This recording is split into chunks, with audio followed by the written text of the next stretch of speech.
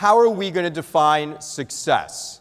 All right? How are we going to define success in our kids? One of the mistakes that we make too often is that we look at a kid in front of us, whether that kid's 4 or whether that kid's 8. We look at the kid in front of us and we decide whether or not they're successful. And how do we decide whether or not they're successful? By 2 things. Number 1, are they happy? And number 2, how are they doing in school? When we do this, we actually, in some ways, undermine their long-term success. Let's talk about happiness first. The first thing, this is the right one. All right? No, we're good. Let's just get started. Thank you. Okay? Okay. Boom. All right. Slideshow.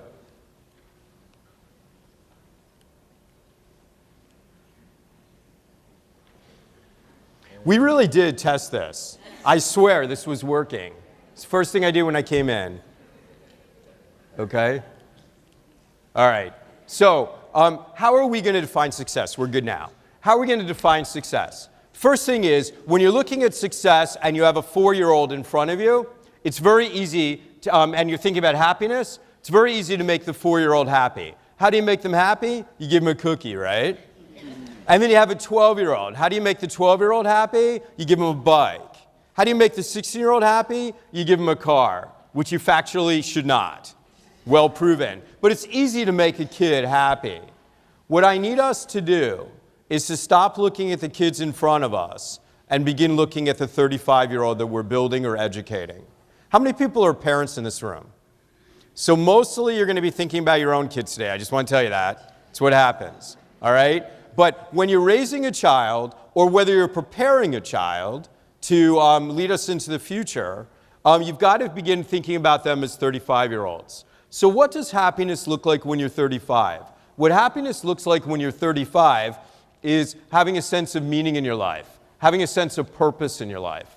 That's what it looks like when you're 35, right? What else do we need the 35-year-old to look like? We need them to be compassionate, to be kind. When they see a human being who is in trouble, rather than averting their eyes like so many of us do, we look to try to figure out how to solve the problem. Rather than looking at that human being and saying, "What's wrong with you?" we instinctively understand that something happened to them. When we have those kind of kids, then we're prepared to have them repair the world. They need to be compassionate, to be kind, to be empathetic. What else do they need to have? They need to have tenacity. They need to have grit. Are you guys up on the grit literature, Angela Duckworth?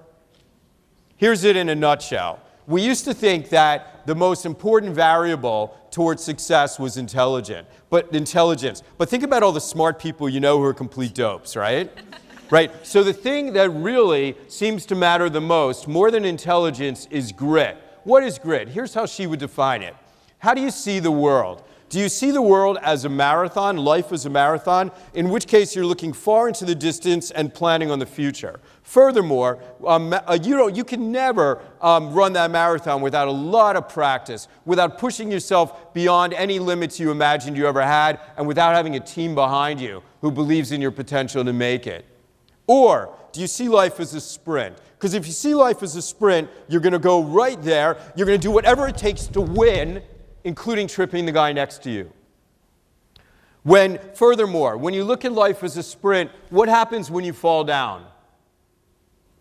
The race is over. When you look at life as a marathon, what happens when you fall down? You get back up.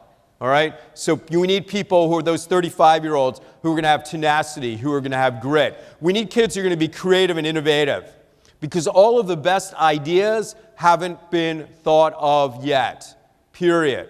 And anything that we do that stifles creativity and innovation, like taking away art and music classes, anything that we do that stifles creativity and innovation, like making kids terrified of a B+, because they think the stakes are too high, undermines their long-term future.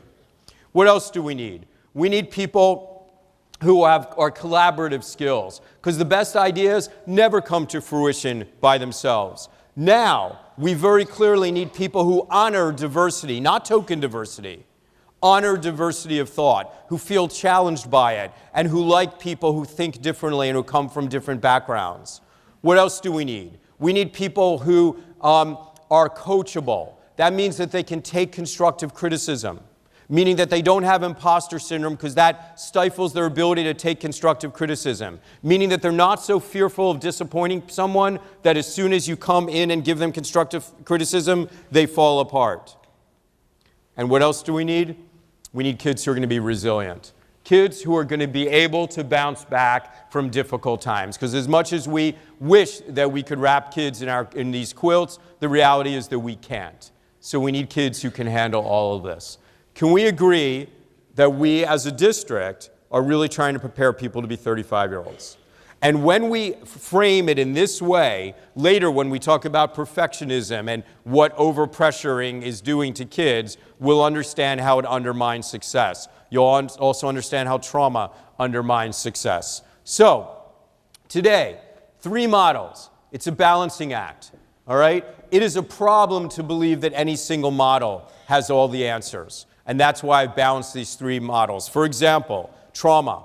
So I am the National Boys and Girls Club of America Resilience Guy. I'm also the same role for Covenant House International. And let me tell you about these organizations. When a given site decides to become trauma-informed, what happens is that you then begin really understanding that almost all behavior can be traced to something that happened to someone.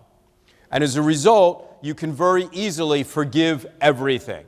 Right? You can just begin saying, well, he did this because bad things happened to him.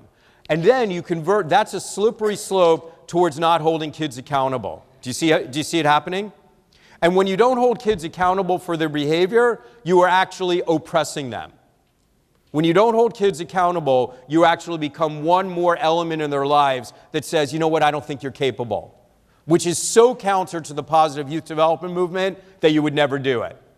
All right? Which is why you've got to integrate these models. So let's begin.